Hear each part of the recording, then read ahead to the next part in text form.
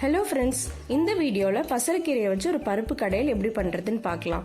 பசலைக்கீரையில் நிறைய வெரைட்டிஸ் இருக்குங்க. நான் இன்னைக்கு எடுத்திருக்கிறது நம்ம வீட்டு தோட்டத்தில் வளர்ந்த சிலோன் பசலை. உங்கள் எல்லாருக்குமே தெரிஞ்ச மாதிரி பசலைக்கீரையில் நிறைய ஆன்டி ஆக்சிடென்ட்ஸ் இருக்குது. அது மட்டும் இல்லாமல் ஃபைபருமே ரொம்ப அதிகமாக இருக்குது. அது மட்டும் இல்லாமல் ரத்த சோகை இருக்கிறவங்களுக்கு இது ரொம்ப நல்லது. வாங்க இது எப்படி பண்ணுறதுன்னு பார்க்கலாம். முதல்ல பருப்பு வேக வச்சிடலாங்க. கீரையோட அளவுக்கு தகுந்த மாதிரி துவரம் பருப்பு எடுத்துக்கலாம். நான் எடுத்துருக்கிறது ஒரு 100 கிராம் அளவு உள்ள பருப்புங்க. அதை வாஷ் பண்ணி குக்கரில் சேர்த்துட்டு கூடவே ஒரு 5-6 பல்லு பூண்டு சேர்த்துட்டு காரத்துக்கு தகுந்த மாதிரி பச்சை மிளகாய், ஒரு 2-3 பச்சை மிளகாய், ஒரு தக்காளி அதையும் நறுக்கி சேர்த்துக்கலாம். இது கூட கொஞ்சமாக மஞ்சள் தூள், கொஞ்சம் தண்ணி இதெல்லாத்தையும் சேர்த்து குக்கரை மூடி ஒரு 3 விசில் வரைக்கும் விட்டுடலாம்.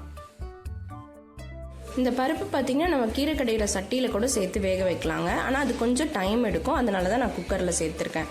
உங்களுக்கு டைம் இருந்துச்சுன்னா நீங்கள் அந்த மாதிரி கூட செய்து பார்க்கலாம். அது இன்னுமே நல்லா ருசியாக இருக்கும்.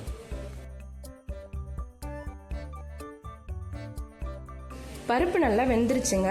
இப்போது இதை ஒரு கீரை கடையில் சட்டியில் மாற்றிட்டு அடுப்பை ஆன் பண்ணி கொதி வர்ற வரைக்கும் சூடு பண்ணிக்கலாம். இப்போ பருப்பு நல்லா கொதி வரட்டுங்க. அதுக்குள்ளே நம்ம கீரையை கட் பண்ணிக்கலாம். நான் முன்னாடியே வாஷ் பண்ணி வச்சுருக்கேங்க. அதை இப்போ நறுக்கிக்கலாம். ரொம்ப நேரத்துக்கு முன்னாடியே நறுக்கி வைக்கணும்னு அவசியம் இல்லைங்க. நம்ம நறுக்கிட்டு உடனே சமைக்கிற மாதிரி பார்த்துக்கிட்டோன்னா ரொம்ப நல்லது. இந்த கீரைன்னு இல்லைங்க, பொதுவாக எந்த கீரையுமே கட் பண்ணிவிட்டு நம்ம உடனே சமைச்சிட்டோன்னா அதில் இருக்க சத்துக்கள் எல்லாமே நமக்கு முழுமையாக கிடைக்கும்.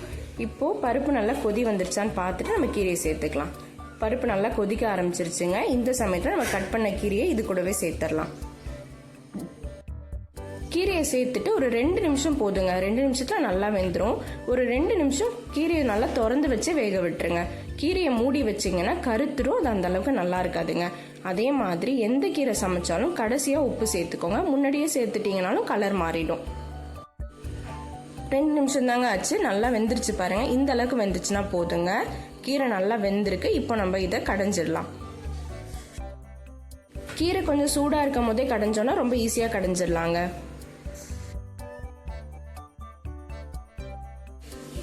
இந்த அளவுக்கு கடைஞ்சி எடுத்துக்கலாம். இப்போ நம்ம இந்த கீரைக்கு தேவையான உப்பை சேர்த்துடலாம்.